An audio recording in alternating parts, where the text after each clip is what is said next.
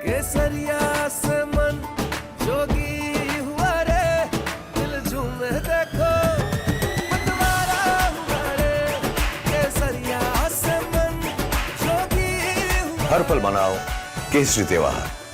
विमल, बोलो जुबान केसरी। नमस्कार, रिपब्लिक भारत आप देख रहे हैं, मैं आपके साथ सागर मिश्रा। बिहार की सियासत से जुड़ी वो तमाम खबरें जो दिन भर आपसे छूट गई हैं, वो लेकर हाजिर हैं हम कुछ अलग अंदाज में। तो चलिए शुरुआत करते हैं। बिहार में सुशासन का राज है, ये नीतीश कुमार ने एक बार फिर अब दिखा दिया। कोई भी अगर अपराध करेगा तो उसके खिलाफ कार्रवाई भी होगी, भले ही वो अपनी ही पार्टी का क्यों ना हो। मोकामा हत्याकांड में आरोपी अनंत सिंह को पुलिस ने गिरफ्तार करके जेल भेज दिया है। अनंत सिंह को कोर्ट से 14 दिनों की न्यायिक हिरासत में भी भेजा गया है, लेकिन इन सब के बावजूद विपक्षी दल सियासत कर रहे हैं। अनंत सिंह की गिरफ्तारी को खानापूर्ति बता रहे हैं। आखिर ऐसा क्यों, देखिए आप।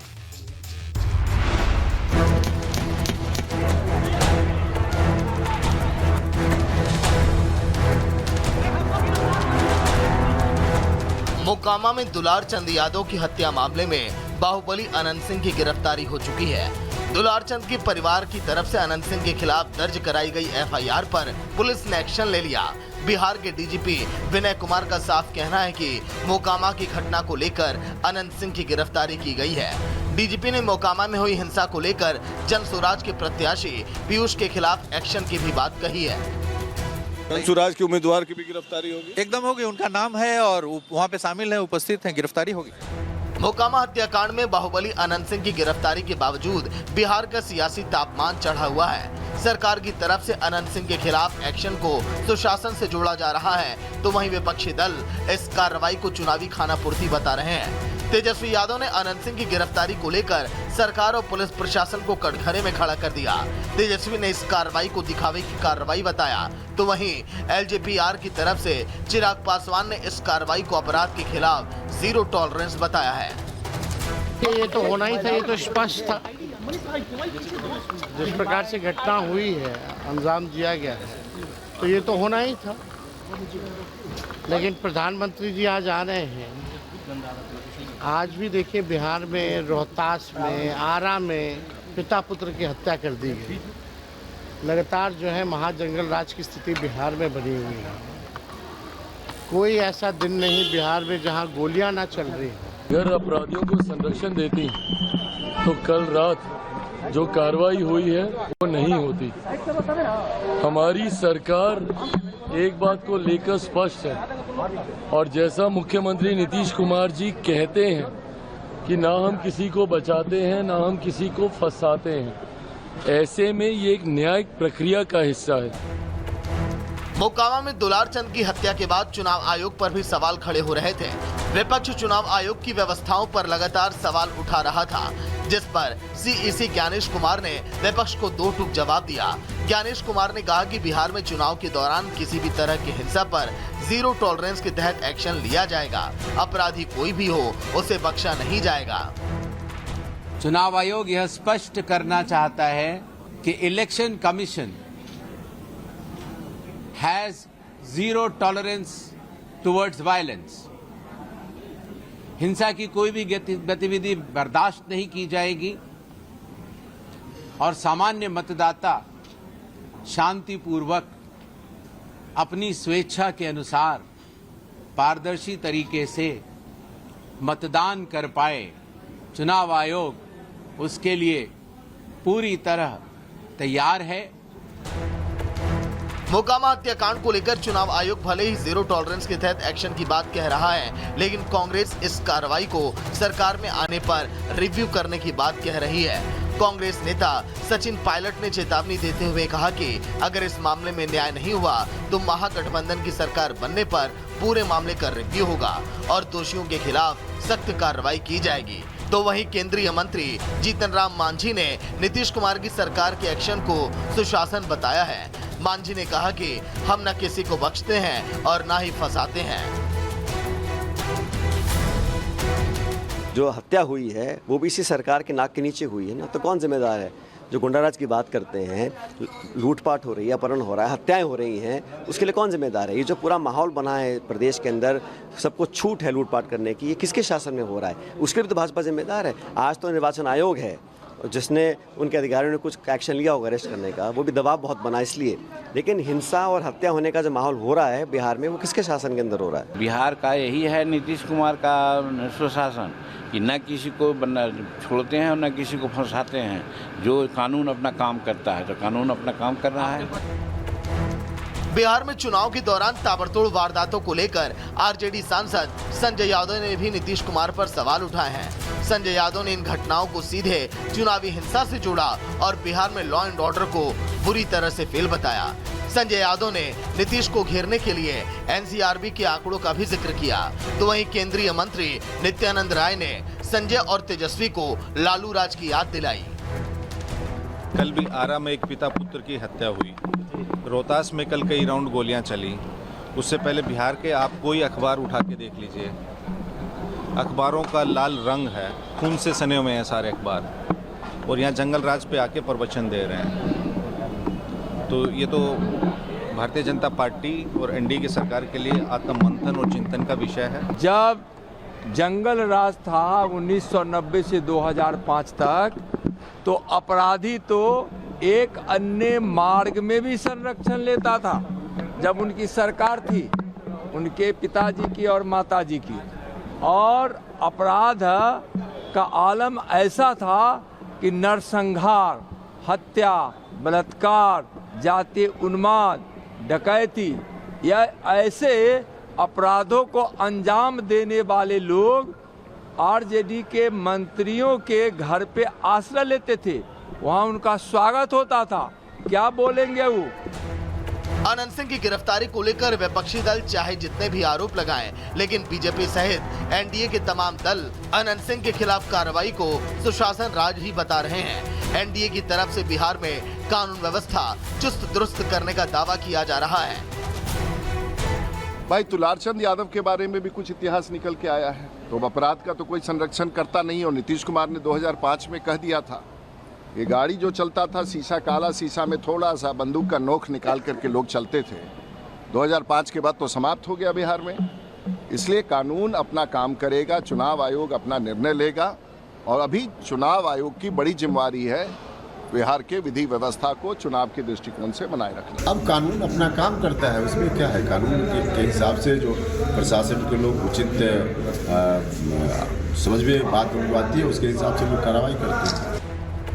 अनंत सिंह की गिरफ्तारी के बावजूद बिहार में सुशासन और जंगल राज को लेकर आरोप प्रत्यारोप का दौर जारी है। इसी बीच अनंत सिंह के वकील ने मोकामा की घटना को एक राजनीतिक साजिश बताया। अनंत सिंह के वकील नवीन कुमार का दावा है कि अनंत सिंह को राजनीतिक साजिश के तहत फंसाया गया है। अनंत के वकील का सीधा इशारा आरजेडी कैंडिडेट सूरजभान सिंह की तरफ था। आरोप एक ही बात है कि चुनाव को प्रभावित करना। बस जो आदमी विनिंग कैंडिडेट है, जान रहा है कि चुनाव जीत रहे हैं, वैसा आदमी, और अनंत बाबू को ऐसा नहीं है कि ज़्यादा वोट है, इनका हर जात में वोट को प्रभावित करने के लिए इनको टारगेट किया गया, और कोई बात नहीं है। ये सब लोग जान रहा है कि अनंत सिंह बहुत आगे थे, कोई मतलब नहीं था। मेन जो विपक्षी है वो डम्मी कैंडिडेट है, मैं खुल के बोल रहा हूँ। जो जन सुराज के है वो डम्मी है, सूरजभान सिंह के इशारे पर वो कार्य कर रहा है, इसमें कोई संदेह नहीं है। सारा षड्यंत्र तो सूरज सिंह का किया हुआ है। मोकामा में दुलारचंद की हत्या ने बिहार के पूरे सियासी समीकरण को बदल कर ही रख दिया। नीतीश कुमार जो सुशासन का ढिंडोरा पीटते थे, वो खुद कानून व्यवस्था के मुद्दे पर घिर गए। लेकिन अब सरकार मोकामा हत्याकांड में एक्शन लेकर अपनी सुशासन की छवि को बरकरार रखने की कोशिश कर रही है।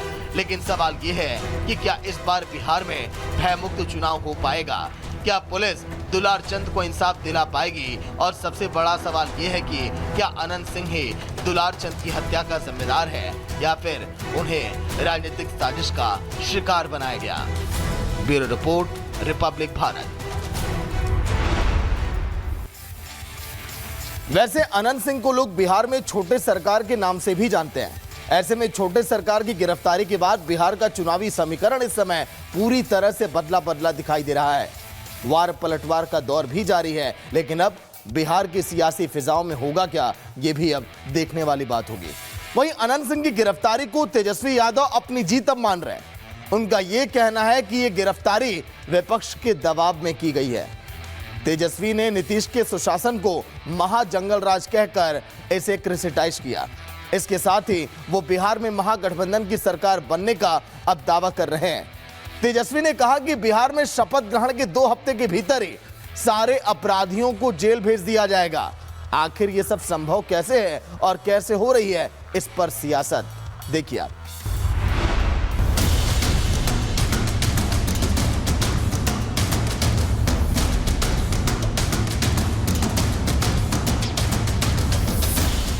बिहार में अभी चुनाव प्रचार ही चल रहा है। पहले चरण का मतदान भी नहीं हुआ है, लेकिन तेजस्वी यादव अभी से शपथ ग्रहण की तैयारी कर रहे हैं।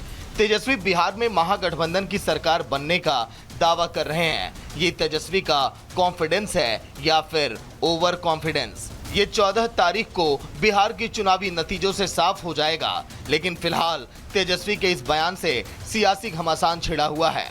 पहले सुन लीजिए तेजस्वी यादव ने क्या कुछ कहा।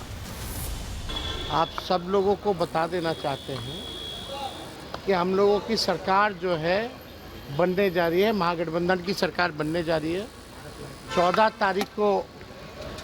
तारीख को रिजल्ट आने वाला है। 18 तारीख को शपथ होगा। तेजस्वी यादव बिहार चुनाव को लेकर जो दावा कर रहे हैं, उनके इस दावे पर बड़े भाई तेज प्रताप को भी यकीन नहीं है। तेज प्रताप से जब तेजस्वी के इस दावे को लेकर सवाल किया गया तो उन्होंने कहा कि कहने को तो लोग कुछ भी कहेंगे, लेकिन अभी चुनाव होना बाकी है। चुनाव के बाद सब कुछ सामने आ जाएगा। अच्छा, तो अभी सरकार अभी बना नहीं ना है, तो कहने के लिए लोग कुछ भी कर सकता है। तेजस्वी यादव इस चुनाव में पूरे कॉन्फिडेंस में लग रहे हैं। वो जहां भी जा रहे हैं महागठबंधन की सरकार बनने का दावा कर रहे हैं। तेजस्वी के इस दावे पर आरजेडी के नेता जहां गदगद हो रहे हैं, वहीं बीजेपी की तरफ से इसे तेजस्वी के हसीन सपनों से जोड़ा जा रहा है। बिहार बीजेपी के अध्यक्ष दिलीप जायसवाल ने कहा कि तेजस्वी को बिहार की जनता ने नकार दिया है, लेकिन उन्हें यकीन नहीं हो रहा है।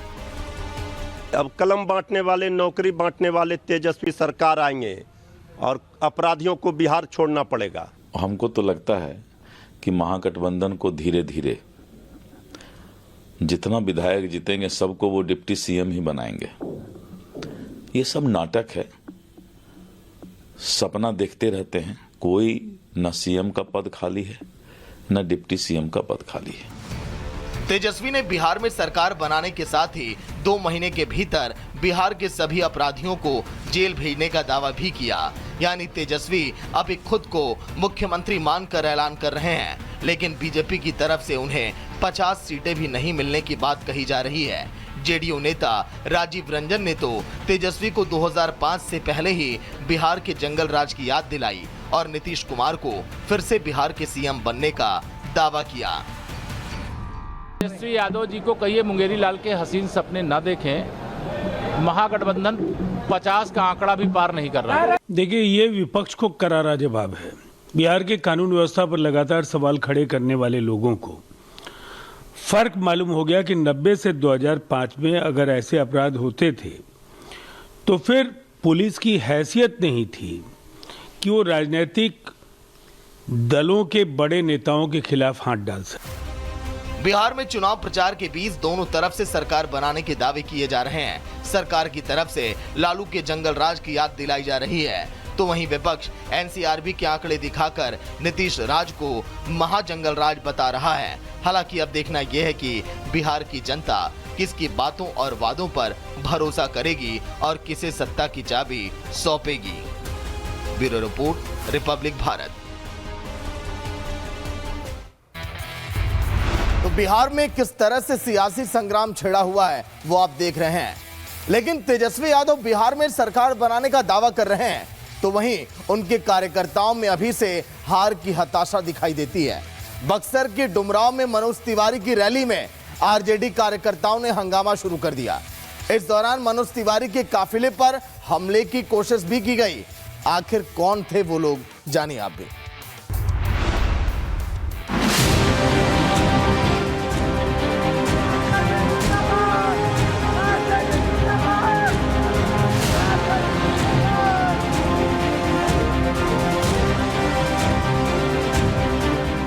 बिहार में चुनाव की तारीख जैसे जैसे करीब आ रही है, वैसे वैसे प्रचार अभियान भी तेज हो गया है। बीजेपी ने अपने छोटे बड़े नेताओं की पूरी फौज जमीन पर उतार रखी है, तो वहीं विपक्षी दलों के नेता भी चुनाव प्रचार में एड़ी चोटी का जोर लगाए हुए हैं। चुनाव से ठीक पहले चल रहे धुआंधार प्रचार में कार्यकर्ता एक दूसरे का विरोध भी दिखाते नजर आ रहे हैं। बक्सर के डुमरांव में बीजेपी सांसद मनोज तिवारी के रोड शो में हंगामे की कोशिश हुई। मनोज तिवारी के रोड शो में हंगामे को लेकर बीजेपी में आक्रोश है। बीजेपी की तरफ से इसे आरजेडी की गुंडागर्दी बताई जा रही है। दरअसल मनोज तिवारी बक्सर जिले के डुमरांव विधानसभा में रोड शो कर रहे थे। इसी दौरान कुछ लोग आरजेडी और लालू यादव जिंदाबाद के नारे लगाने लगे। आरोप है कि नारेबाजी कर रहे युवकों ने मनोज तिवारी के काफिले पर हमले की कोशिश भी की। हंगामा कर रहे लोगों ने हुटिंग करते हुए गाली गलौज भी किया। इस दौरान आरजेडी का झंडा मनोज तिवारी की गाड़ी पर फहराने की कोशिश भी की गई, लेकिन इसका विरोध किया गया तो लाठी डंडे से उनकी गाड़ियों पर अटैक किया गया। 60 से 70 युवकों को हंगामा करते देख मनोज तिवारी का काफिला तेजी से आगे निकल गया। मनोज तिवारी ने इसे लेकर शिकायत भी दर्ज कराई है। बीजेपी ने इस हंगामे के लिए आरजेडी को जिम्मेदार ठहराया है। मनोज तिवारी ने चुनाव आयोग में दोषियों के खिलाफ एक्शन की मांग की है। 50-60 लोग जो वहाँ एक प्रकार से मुझे लगा कि वो अपनी आइडेंटिटी छुपा के खड़े थे, क्योंकि वहाँ हमारे स्वागत के लोग भी खड़े थे। वहाँ पे पहले हम लोगों को हुट किया गया, हमारे गाड़ी पे आरजेडी का झंडा लगाने की कोशिश की गई, हमारे समर्थक गाड़ियों पे। और ये सिचुएशन देखते ही मेरे दिमाग में सीधे मोकामा की घटना याद आती है।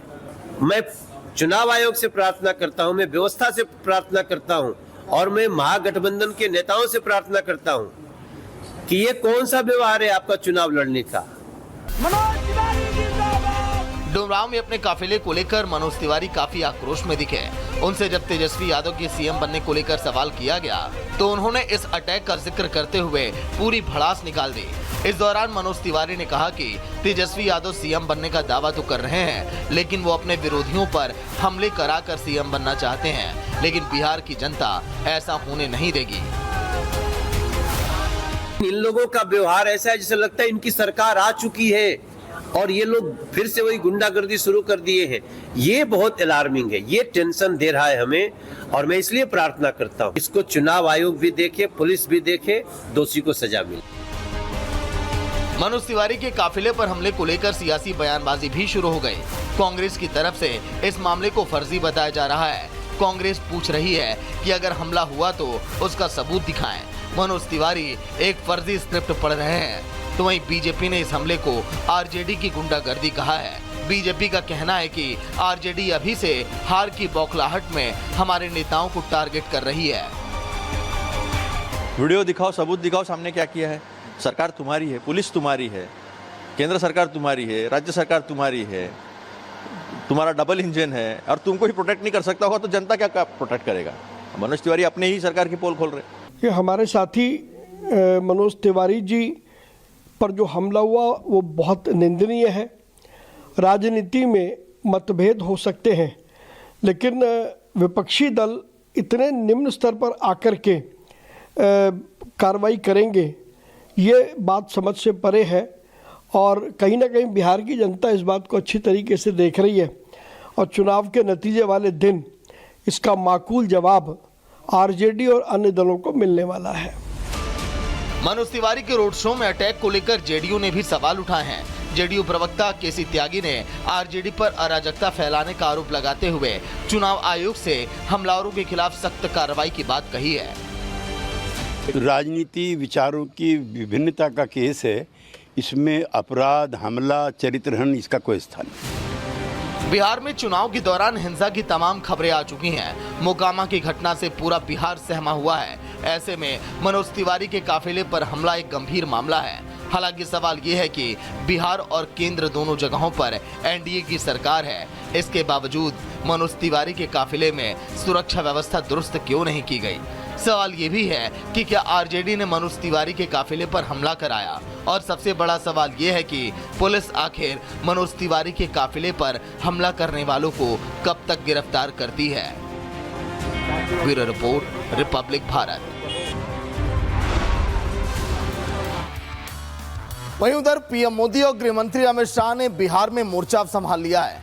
पीएम ने आज नवादा और आरा में जनसभा को संबोधित किया, तो गृह मंत्री अमित शाह ने मुजफ्फरपुर में। दोनों ने आरजेडी और कांग्रेस को जमकर घेरा।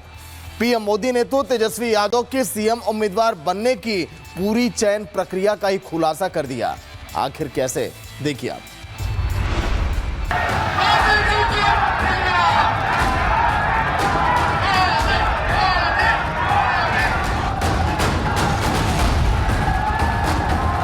बिहार की सत्ता में वापसी के लिए बीजेपी ने एड़ी चोटी का जोर लगा दिया है। पीएम मोदी से लेकर अमित शाह और बीजेपी के तमाम दिग्गज नेताओं ने बिहार में डेरा डाल रखा है। विकसित बिहार, विकसित भारत नैरेटिव के साथ बीजेपी के नेता प्रचार में जुटे हुए हैं। पीएम मोदी ने आज पहले बिहार के आरा और नवादा में बड़ी जनसभा की। उसके बाद पीएम अपने चिर परिचित अंदाज में पटना में नजर आए। पीएम ने कई घंटे तक पटना की सड़कों पर रोड शो कर बिहार की चुनावी मिजाज को बदलने की कोशिश की, क्योंकि बिहार में इस वक्त सिर्फ जंगल राज पार्ट 2 की चर्चाएं हैं। पीएम मोदी ने नवादा में बोलना शुरू किया तो जंगल राज के प्रायोजक कहे जाने वाले विपक्ष की धज्जियां उड़ा कर रख दी। पीएम ने तेजस्वी और राहुल गांधी पर जमकर निशाना साधा। पीएम मोदी ने महागठबंधन के सीएम फेस तेजस्वी यादव पर बड़ा हमला बोला। पीएम ने तेजस्वी यादव की चयन प्रक्रिया की पोल भी खोलकर रख दी। बिहार में बंद कमरे में गुंडागर्दी का खेल खेला गया था। कांग्रेस कभी नहीं चाहती थी कि सीएम पद पर आरजेडी के नेता का नाम तय हो, लेकिन आरजेडी ने भी मौका छोड़ा नहीं। आरजेडी ने कांग्रेस की कनपट्टी पर कट्टा रखकर सीएम पद चोरी कर लिया। पीएम मोदी ने जंगल राज को लेकर आरजेडी कांग्रेस को घेरा तो एनडीए सरकार की उपलब्धियां भी गिनाई। पीएम मोदी ने भोजपुर के आरा में कहा कि जंगल राज अपनी विनाशकारी विफलता का रिकॉर्ड बनाएगा। एनडीए का जो घोषणा पत्र आया है उसमें तो किसानों और पशुपालकों को डबल उपहार मिला है। अभी किसानों को केंद्र सरकार, दिल्ली की सरकार पीएम किसान सम्मान निधि के 6,000 रुपये उनके खाते में जमा करती है। अब बिहार एनडीए ने ये घोषणा की है कि यहां फिर से सरकार बनने के बाद भारत सरकार जो देती है उसके उपरांत 3,000 रुपये अतिरिक्त हमारे किसान साथियों को दे दिया जाएगा। कहा जा रहा है कि पीएम मोदी की जनसभाओं और रैलियों में उमड़ रही भीड़ से विपक्ष अब तिल मिलाया हुआ है। महागठबंधन के सीएम उम्मीदवार तेजस्वी यादव ने पीएम मोदी पर निशाना साधा है। सिर्फ पीएम मोदी ही नहीं, गृह मंत्री अमित शाह भी विरोधियों पर जमकर बरस रहे हैं। अमित शाह ने आज मुजफ्फरपुर में बड़ी जनसभा को संबोधित किया। शाह ने लोगों से पूछा, क्या ये विकास लालू राबड़ी के शासनकाल में हो सकता है? फिर से लालू के बेटे सीएम बनते हैं तो बिहार में 3 नए मंत्रालय खुलेंगे। एक मंत्री बनेगा अपहरण का इंडस्ट्री चलाने वाला मंत्री, दूसरा बनेगा रंगदारी चलाने वाला मंत्री और तीसरा बनेगा अपहरण और खून को बढ़ावा देने वाला मंत्री। बिहार में एनडीए और महागठबंधन में जबरदस्त मुकाबला है। दोनों दलों के नेता एक दूसरे पर वार पलटवार कर रहे हैं। 6 नवंबर को पहले और 11 नवंबर को दूसरे चरण की वोटिंग है। ऐसे में देखना दिलचस्प होगा कि कौन सा दल वोटरों को अपने बयानों से डराने और लुभाने में कामयाब रहा। Bureau report, Republic Bharat. वैसे बिहार की चुनावी बिसात पर हर एक नेता फूंक फूंक कर कदम चल रहा है, लेकिन एनडीए के तमाम दिग्गज नेताओं ने विपक्ष के उन सपनों की इस समय धज्जियां उड़ा दी हैं जो सपना पाले विपक्ष इस समय बिहार में बैठा हुआ है। वैसे पीएम मोदी ने आज पटना में मेगा रोड शो भी किया। इस दौरान उनकी एक झलक पाने के लिए लोग लालायित दिखे। कैसी थी तस्वीरें, कैसे उमड़ा था लोगों का हुजूम, देखिए आप।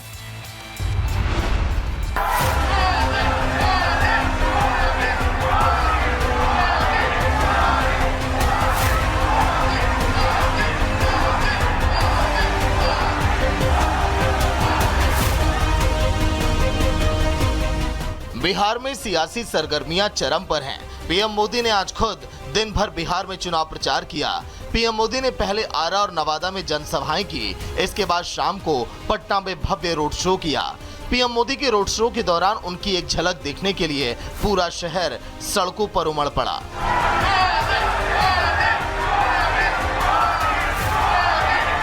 पीएम मोदी का रोड शो कदम कुआं के दिनकर चौक से शुरू हुआ, जो अलग अलग रास्ते होकर गांधी मैदान के उद्योग भवन पहुंचकर संपन्न हुआ। पीएम के रोड शो की कुल दूरी लगभग 2.8 किलोमीटर रही। इस दौरान रास्ते भर लोगों का हुजूम उमड़ा रहा। रोड शो के दौरान लोग अपने छतों से पुष्प वर्षा कर रहे थे और पीएम मोदी की आरती भी कर रहे थे। और ये मंत्रोच्चारण के बीच प्रधानमंत्री अपने रथ पर सवार अभिवादन कर रहे हैं लोगों का। आगे की ओर गए और देखिए आज नीतीश कुमार की गैर मौजूदगी में केंद्रीय मंत्री राजीव रंजन सिंह और ललन सिंह जेडीयू की ओर से मुख्य प्रतिनिधि हैं और वो सवार है रथ पर। दिलीप जायसवाल है, नितिन नवीन है, रविशंकर प्रसाद है। रोड शो से पहले पीएम मोदी ने राष्ट्र कवि रामधारी सिंह दिनकर की प्रतिमा पर पुष्प अर्पित कर उन्हें श्रद्धांजलि दी। रोड शो के पूरे रास्ते में 10 स्वागत पॉइंट बनाए गए थे। इन स्थानों पर पीएम का फूलों की वर्षा के साथ स्वागत किया गया।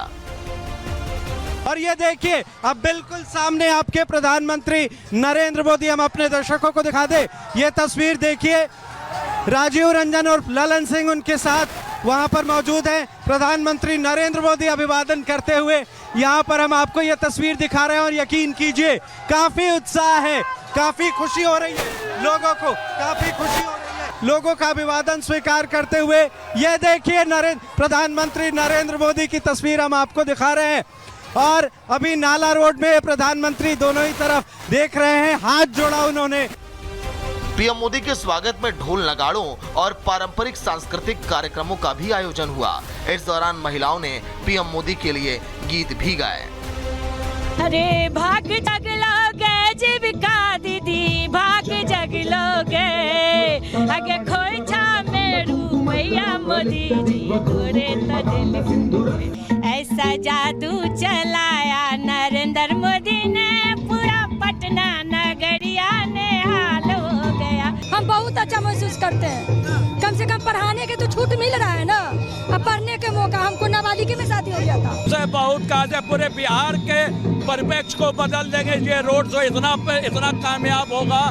मोदी जी इतना मेहनत कर रहे हैं तो अब की बार मोदी मैं पूरा बिहार है, एकदम मोदी मैं बिहार है। के वजह से हम लोग के बहुत ही बदलाव हुआ है। हम लोग के बहुत ही जो नहीं हो रहा था वो भी हो रहा है।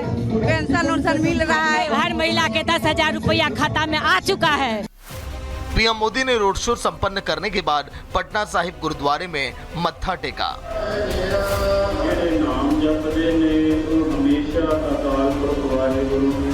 पटना में पीएम मोदी के रोड शो के दौरान लोगों में जबरदस्त उत्साह दिखा। रास्ते भर पीएम मोदी ने लोगों का अभिवादन कर बीजेपी को वोट देने की अपील की। पीएम मोदी के इस रोड शो से पटना की 14 विधानसभा सीटों पर असर पड़ेगा। जिस तरह से जनता पीएम मोदी की एक झलक पाने के लिए आतुर दिख रही थी, उससे जहां बीजेपी को बढ़त मिलती दिख रही है। हालांकि अब 14 नवंबर का इंतजार करना होगा, जब बिहार चुनाव के नतीजे घोषित किए जाएंगे। Bureau report, Republic Bharat.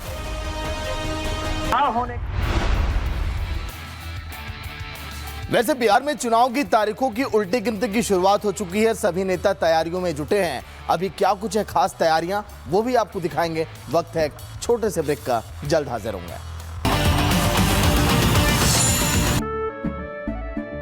केसरिया से मन जोगी हुआ रे, दिल झूमे देखो मतवारा हुआ रे।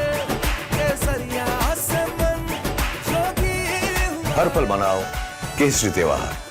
विमल, बोलो जुबान केसरी।